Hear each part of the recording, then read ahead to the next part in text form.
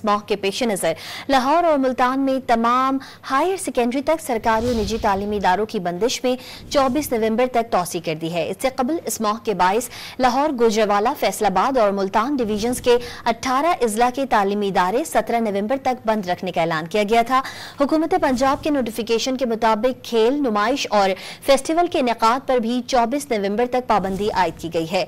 मुल्तान और लाहौर में तामीराती सरगर्मियों, furnace oil और ईंटों के भट्टों पर 24 नवंबर तक पाबंदी होगी। लाहौर में आतिशबाजी पर 31 जनवरी तक पाबंदी आयद की गई है।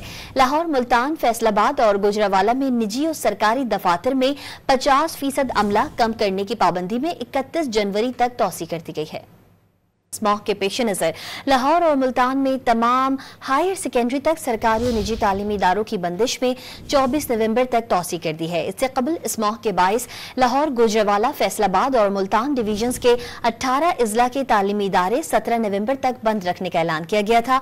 हुकूमत पंजाब के नोटिफिकेशन के मुताबिक खेल, नुमाइश और फेस्टिवल के इनेकाद पर भी 24 नवंबर तक पाबंदी आयद की गई है।